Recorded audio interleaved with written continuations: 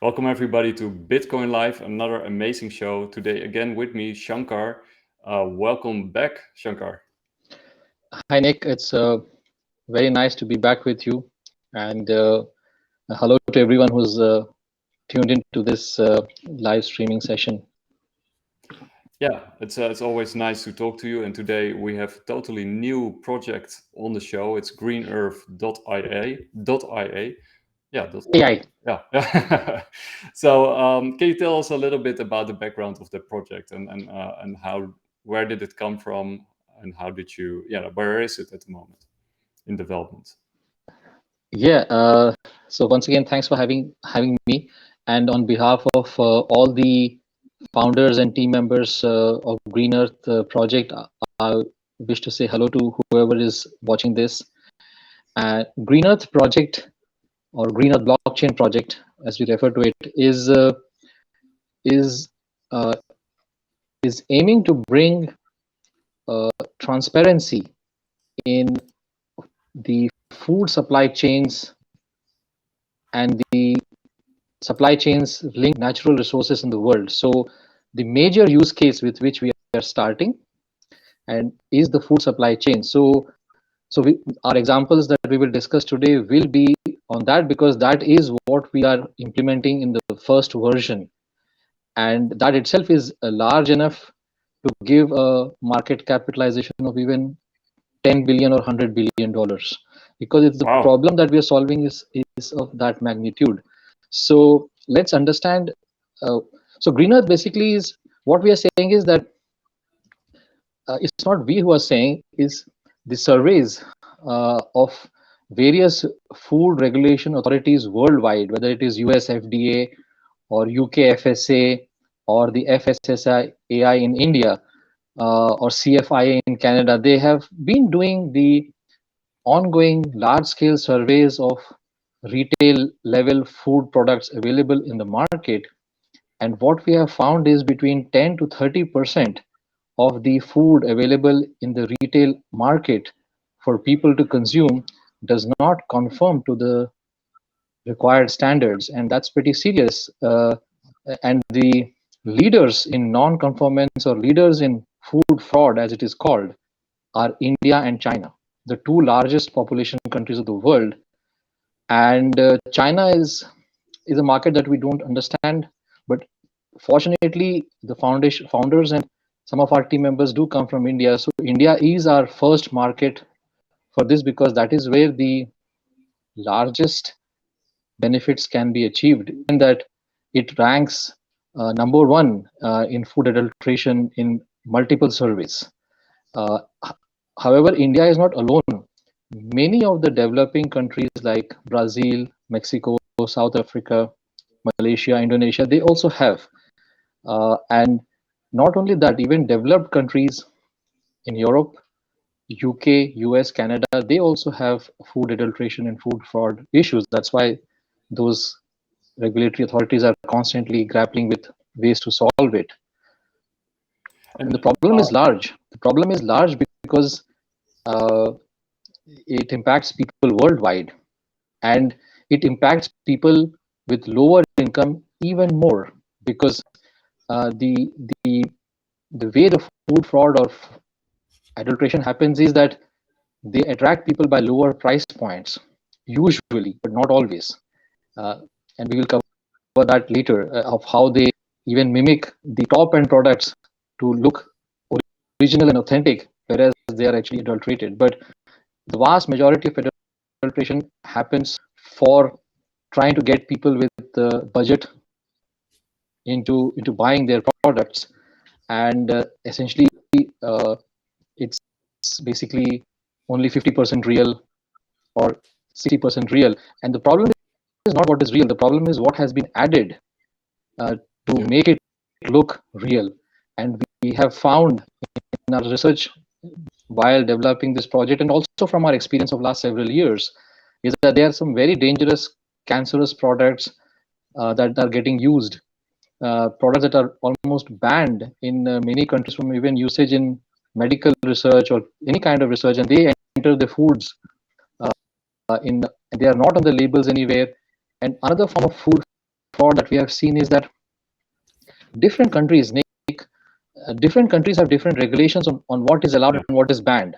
Okay, so what we have found is some of the very clever food companies, they know that a product X is banned in the EU but not banned in USA. It's banned in EU, it's banned in India, it's banned in Australia and New Zealand, but it's not banned yet in the US for whatever reason. So they will use that there to get away. And Yeah. so it's basically, and the reverse. If it's banned in US, EU, Canada, but it's not banned in India yet, so they will use that there as much as possible. So they almost profit from the lagging regulations in a given country. Yeah, yeah, and I think that is a show in itself, right? The amount of cancerous and other kind of Yes, dangerous elements in food and what's going in there, and if it's on the rise or if it's going down.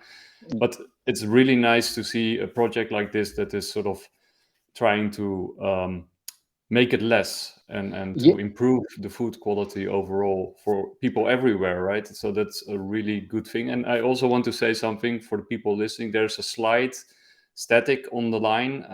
It could be Restream itself that's causing that. So bear with us. I think it's not too bad. But so before we go on, I wanted to make that known. So it's a slight yeah. static. It's not too bad. From my side, I can hear you very clearly, almost flawless. So maybe it's in the system somewhere. Yeah, So we talked about the problem scale. It's global. The extent of the problem varies from country to country, but nonetheless, it is quite serious in the sense that because we don't just consume food one day, right? So we consume it every day. So the negative effects or the harmful effects of these adulterations is creating long-term illnesses, chronic diseases as they are called, and the most common uh, damage is happening to kidney, liver, and heart from the adulterations.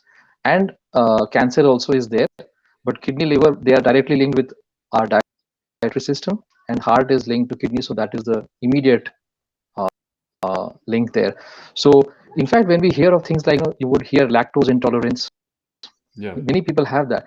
Now when we think about it, it's not like humans are inherently opposite or opposed to milk as such. It's the founding food for everyone.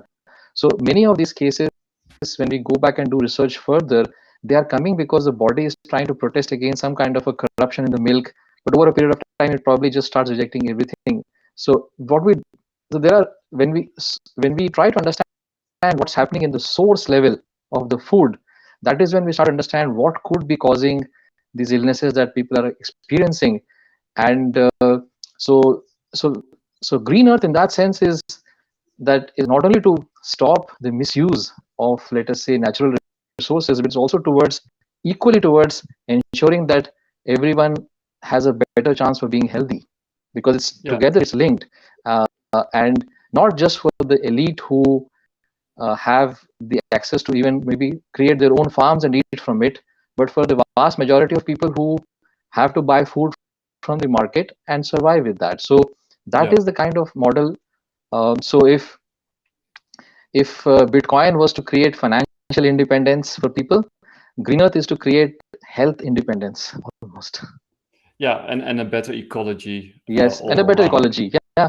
Because and that's what the project is about: supporting those people, all those people who are involved in sustainable practices. Yeah. Because when we are involved in adulteration, essentially we are taking the market away. When, for example, live example, if we are doing adulteration of milk or honey and getting customers for that, we are essentially taking that much market away from those who are doing it honestly. Yeah.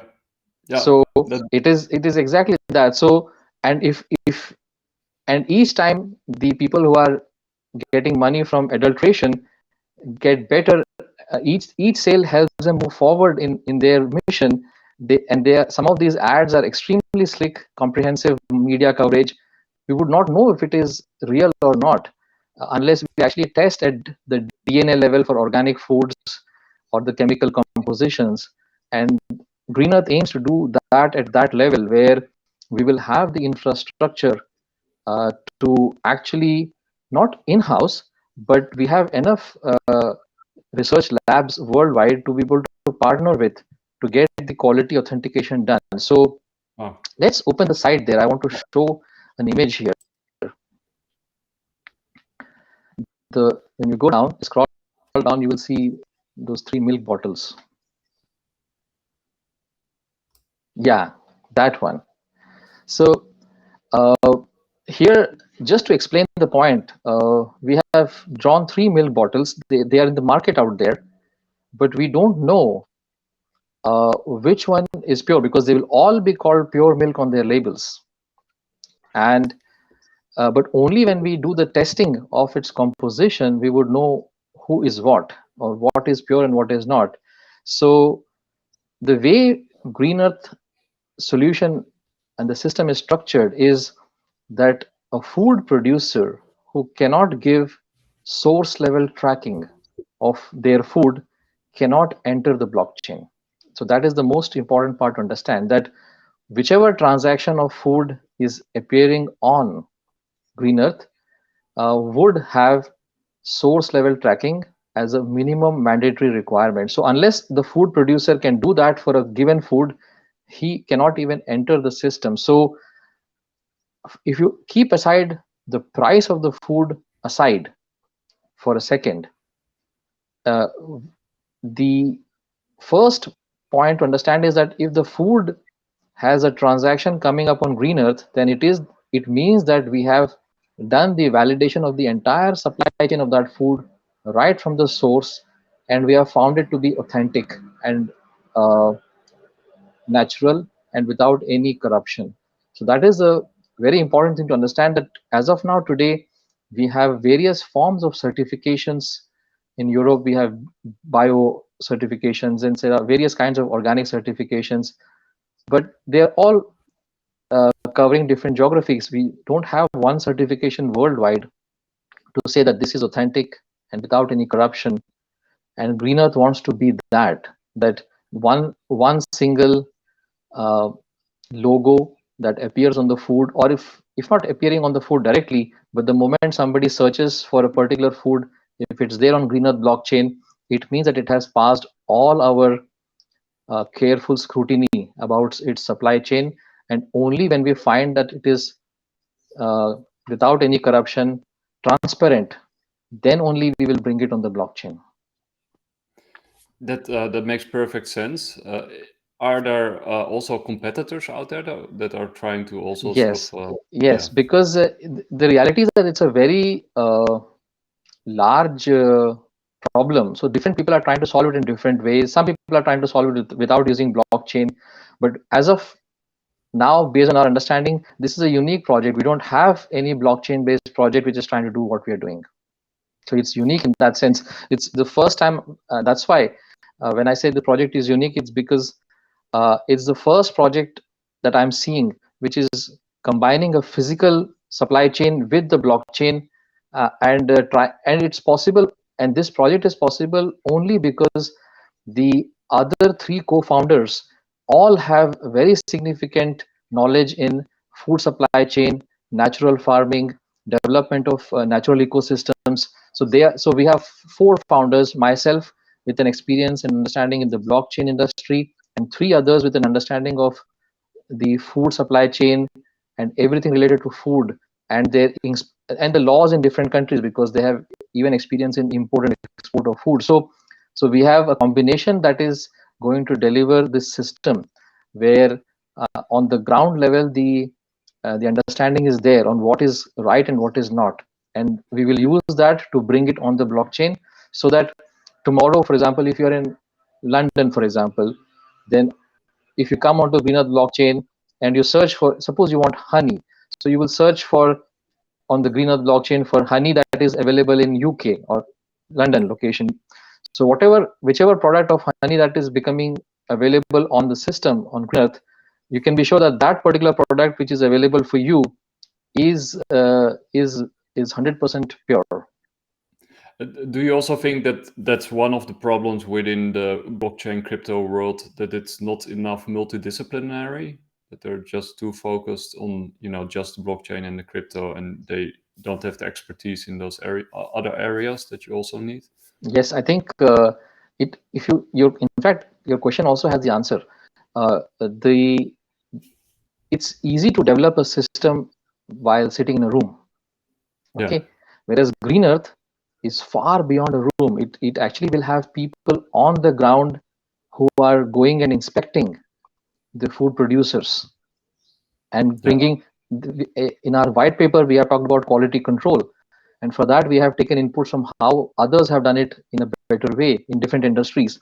So random sampling uh, and let's say decoy orders, random sampling, all are there as methods to constantly check the food producers who are on Green Earth blockchain. So Green Earth blockchain will not be selling food directly. We will be onboarding uh, food producers and e-commerce companies who produce and who sell food products which are authentic and natural. But we will keep testing them with random orders and random checks so that we can ensure that the products that are actually there, because once a customer is on board, a client is on board, then his name and his products are coming onto our system. So it's our responsibility to ensure that they continue to comply with the highest quality that we say that we want to maintain. So the random checks will be part of that, and also the regular testing visits of the entire supply chain. And I can cover that Yeah. The in a next bit. slide. Yes. Yeah, let's take a look at this one. If you can zoom that a bit, it will be more clear. Uh, Yeah. so so this is an example of how the Green Earth solution will work in the real. Uh, this is an example where we have said that a consumer, has bought 1 kg honey, okay, and uh, and the farmer or the food producer or the honey producer in this case sends that, and there is a person or a team involved in the uh, packaging of that, and quality control and packaging, and then there is another person or team involved in the logistics, and then it reaches the end consumer who bought it. And so this is a simple example with 4 users. For us in the system, all of them are users.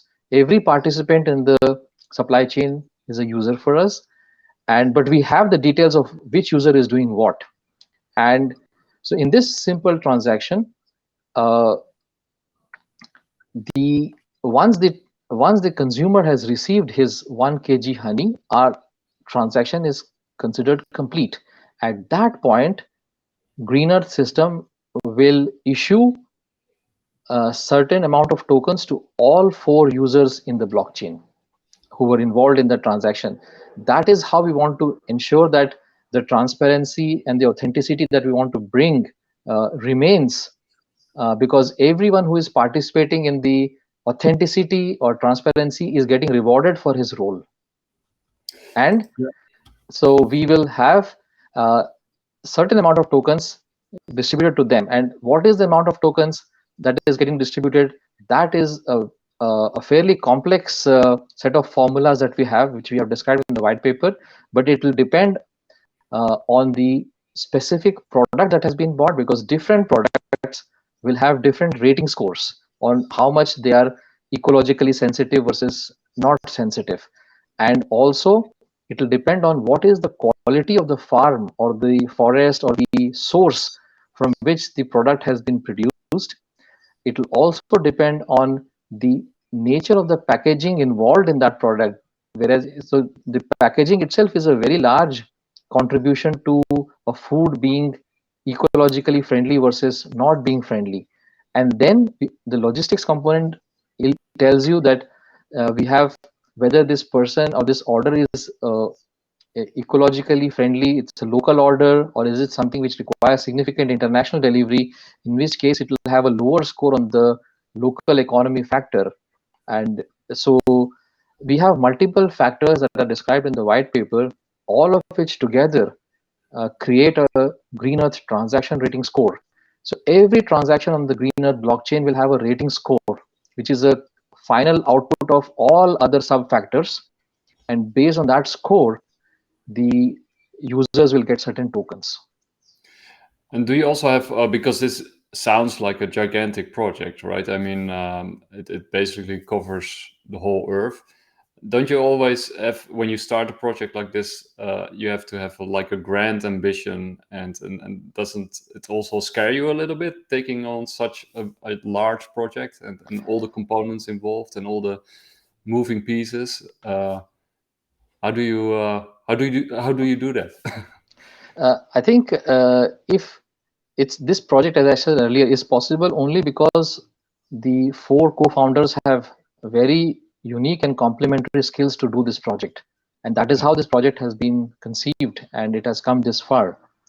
yeah, uh, and the system is already under development.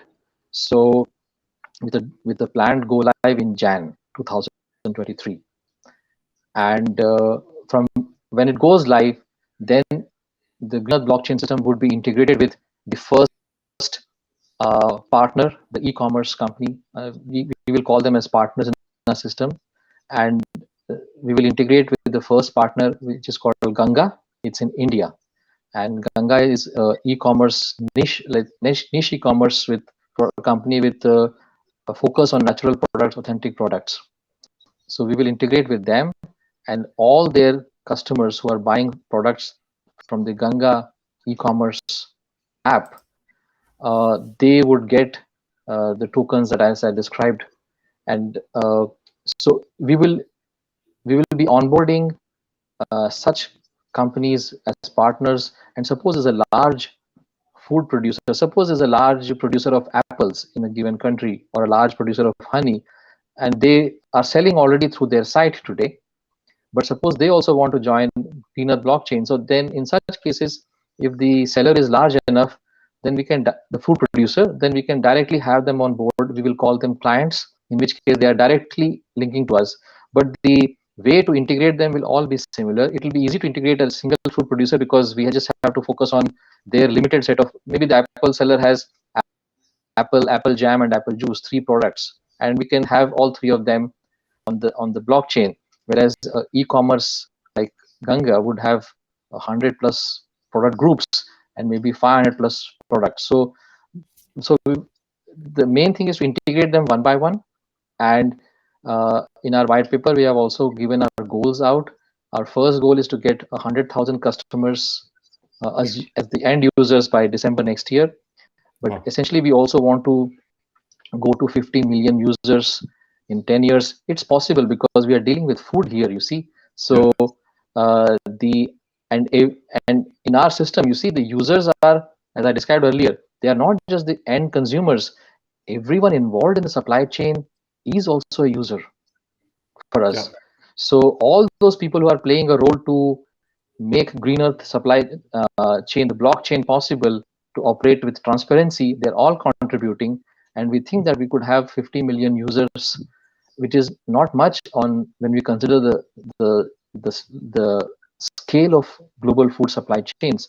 So this true, is one example, and this was the main use case, right? yeah, And then yeah, we also have a few other use cases which I can explain in a briefly. Uh, the other use cases also will depend on and use transparency. For example, we have the carbon credit trade market. It's very nascent globally. It's called voluntary carbon credit market, VCM. And what happens is that today the only the large players are involved in that. But what we want to do with Greenearth is that because we will have source level tracking on the blockchain, we can aggregate the trees from thousands of farmers on the blockchain and aggregate that entire set of trees and present their carbon credits to large companies, like, let's say, like Boeing or Airbus, who need enormous amount of carbon credits for their work. yeah, So currently they buy from governments, or they buy from forest owners. But individual, suppose you're a farmer with 10 trees on your farm, or 20 trees, 50 trees, you're too small for them to even deal with you, and you can't even enter that system. But when we aggregate through Greenearth, let's say we create 100,000 trees or a million trees, as a block, then suddenly we are as large as anybody else for them to deal with us.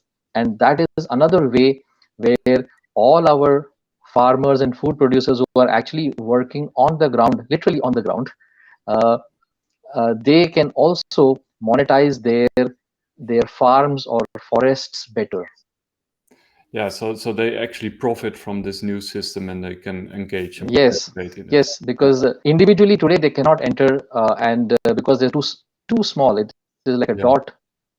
But if we aggregate those dots, and the blockchain allows us to show it in a very transparent way, that anyone who wants to analyze, check, observe, they have the proof that these are the people. And good thing is that we have NFTs that will come in the picture here. Everything, every tree or every set of trees by a farmer can be uploaded as an NFT chain, and they can just visually inspect and verify that yes, indeed, there are these many trees in this aggregated group, because it's all taken as photographs and uploaded. And for that, not only for this project, for even for the food supply chain, we have a significant usage of NFTs, because when our team members go for random inspections or whatever quality control checks or whatever we ask from the food producer to send to us, all those images and videos of quality control, they will be going onto the blockchain as NFTs. And for that, we will use IPFS for storage. yeah, that's very smart. And this is just another example of what you can use NFTs for, right? Because Yes. yeah, they're applicable on almost anything Yeah. whatsoever. And you sort of answered my next question, because my next question was, does this actually increase the amount of jobs or decreases? But if local farmers can actually participate in the global market through what you're offering them, it will actually increase the amount of jobs through this project, right? I think if I think in very simple terms, it will increase the job opportunities for those who are working honestly and reduce the job opportunities for those who are working Yeah, dishonestly. that's true. And of course, it also sort of limits the middle men or the people that are Yes, in in the fact, yeah. that is a point which we wanted to cover next. Is that today, if you really go for the pure products, their price points are high. If you consider, let's assume that we consider a certified organic product, then those prices are typically 2 to 3x of the non-certified, non-organic product. You would have seen in the supermarkets, right, Nick? They are 2 to 3 times higher, the bio or organic certification products.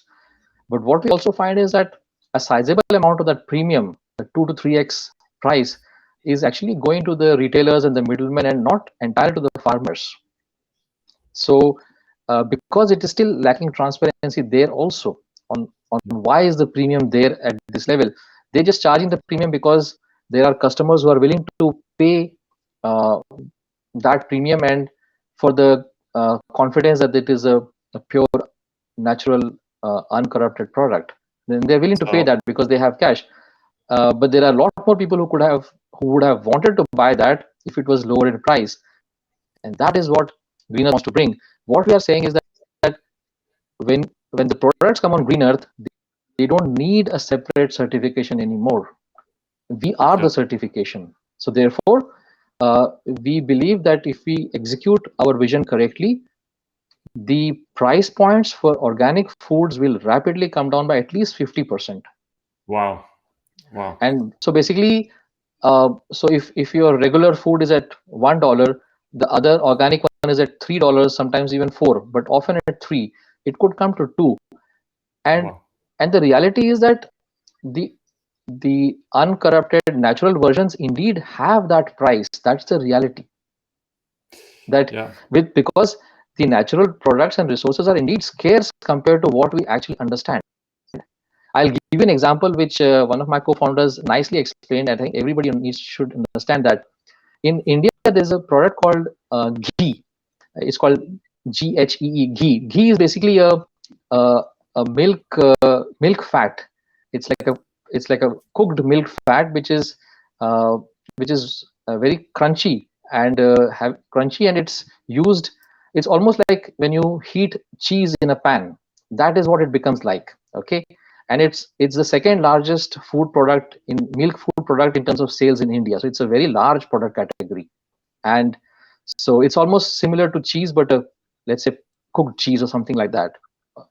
Now, what happens is that everybody sells it as authentic product. Okay, but if you sum total the supply in the market of that ghee product as authentic ghee products, it is far more than the total production in the country, and it doesn't get imported as well. So it's almost like the entire country is producing 10,000 tons of that ghee product. When you count from the production side, like going to the number of cows giving the milk getting converted, when you do that calculation, but when you come in the market and you total all the sales of that product ghee, it's 20,000 tons. So how is it possible when it's not getting imported, minuscule or almost negligible imports?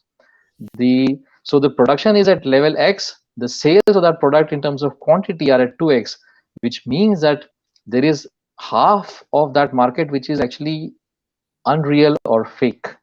Yeah, and because of and speculation also. because the market is there for that, and they Yeah. want to sell their product at a lower price. So invariably, like we discussed, they would go for the segment which is having a requirement for a budget. So they'll present their product as, let's say, authentic ghee. So it's supposed to be high in value like honey, Yeah. but it is not. It is made with vegetable oil. It has been other things have been added into it to give it the texture, but it is not real. and and the price point will be like 50% lower or 40% lower, 30% lower. So consumers will go for that because it's looking better, but in price, but it is not real or it is not authentic. And that's the other thing that Green Earth blockchain wants to bring forward, that as consumers realize that every product that is coming on the chain, even irrespective of who is bringing that, it has a price point. So the Green Earth blockchain will also give people the real understanding of what an authentic food price is if you really go down to get it. So it's also educational, and it takes care of corruption. So it's actually a really, really good project to support, and it sounds very ambitious. And I believe it's also about to launch, right? Yes, we are working on that currently, on the token. So let's come to the token for a few minutes. So our token is called Green Earth Blockchain Token, GEBT. And so GEBT is our token, and the token pair has been set up on TinyMan just for the purpose of setting up the pair. So that was about a week back. So we have the GEBT USDT pair. That is the pair that will be on the centralized exchanges, and the GEBT algo pair will be on the decentralized exchanges like TinyMan or AlgoDex.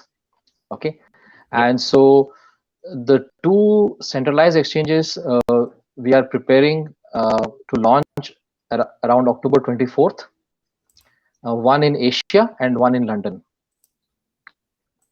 Okay. Yeah. So one in Europe and one in Europe and one in Asia, like that, the two ones. And then by Jan we will be able to consider starting a third exchange. But for now, it should be enough to get the initial token sales to the people who are interested. That sounds really good, and I'm really looking forward to that moment. It's something, yeah, for everybody to keep a sharp eye on. Yes, I would say that if people are interested in blockchain projects with real life use cases Yeah. and real life income, because this project also would have income from the word go, because for example, when we integrate a partner or a client, for every transaction that comes onto Green Earth, we will be taking a small fraction of that sale value of the transaction as our fees. So that is how we will sustain this, because there's so much work involved in ensuring the authenticity and transparency. So for example, for most customers, between 3 to 5% of the price of the product will be given to Green Earth blockchain as the fees for showing the product on the blockchain. But what we feel is that that's a very small fee for getting the kind of visibility that that producer will get for his product on a global scale. Yeah, yeah. Yeah, and what you said, like it's a project with a real use case, because that's often missing with a lot of these projects. They're very ambitious, but they don't actually have the use case yet, or they don't even have a use case. So this is a really exciting project, which is actually improving the planet and the environment and local business, and making it more transparent, more fair, less corruption, cheaper also, which is not not important, right? It's actually very important, because a lot of people want to participate in healthy foods, but like you say, it's often too expensive. Could you Yes. also maybe highlight a little bit about the current macroeconomic climate and the supply chain issues? Do they have like an impact on a project like this going forward? I would say, see, there's a strong emphasis on local economy in the project. And so we have, as I said, the tokens being released in each transaction have a local economy factor. So if you're in Netherlands and we have a honey producer around your town, and if you buy from him, that's the highest rating transaction probably in the system. So we want to encourage that local economy uh, also. So if things, so there's so it's so in our green earth system, it's not fashionable to buy from far away. So Yeah, if it is authentic and if it is nearby, I think that's the best we can do for multiple reasons, including the avoidance of logistics leg to the extent possible, and also there's another reason, right? Local economy works better. Why? Because when the products are getting consumed locally, you the producer also knows that he has absolutely no incentive to use preservatives or other kinds of chemicals to extend its life, because he knows that you are yeah, nearby and you can just pick the product, or he can ship it in a day. It will be consumed within its fresh life. That's a big factor there. So yeah. local economy is a factor for multiple reasons. And but yeah, global supply chain and all that, see, there are components that will come, uh, but I think in the larger scheme, when we have green earth in different continents operating, uh, it will be a very interesting project, because we see it evolving on its own in different locations, as those set of food producers in that given country or geography adopt it, and how the consumers of that geography react and behave. So it will be, so the system will evolve quite dynamically, and its responses will be different in different locations. Well, that's very exciting in itself, right? To stimulate local economies. I mean, I Yes. think that's I think one of the most important things that we should do together as a society. And like you say, there would be also less use of fertilizers and all those kind of things, and that are making the earth poorer. Yeah. The minerals takes the minerals out of it, and all that kind of stuff, all the stuff that's sort of related with this. So I think this is a really good project, and I'm very excited about it. Is there anything that you want to highlight that we might have missed? Yeah, I think just one point which is also very critical, which is just coming from what you said, society. We have in the tokens, 10% of the tokens are dedicated for the community. Okay. And so 10% tokens are meant for giving to all the people who support us in the project by moving forward in non-monetary ways of supports, like whether it is so for example, if we find that somebody is working to improve their resources, we will reward them. Oh, sorry, that's my doorbell going that you hear in the background. Yeah, I want to thank you very much for this awesome conversation, Shankar. I really recommend everybody to go check it out. We're also giving away 50 GEBT tokens for 5 winners. All you have to do is make a tweet about this interview. Tell us what you really liked, what excited you, what you learned. And then Shankar will pick the 5 winners, and each will get 10 GBT tokens, which will have a bright future ahead of them. So participate. We are looking forward to the tweets. Don't forget to tag Green Earth /AI or _AI. Don't forget to tag me, that's Bitcoin Live DB. Don't forget to tag my brother, Jay Dalmolder. I'll link it down below this video so that people can look it up. You got 24 hours to do this. And and don't forget to follow Green Earth _AI. And I'm looking forward to our next session, Shankar. Yes, looking forward to that as well. Thank you very much for having me on behalf of Green Earth team, and thank you for everyone who has watched this video. Thank you very much, and see you soon. Take care, Shankar. Yeah, thank you. Thanks, Nick. Bye. Bye-bye.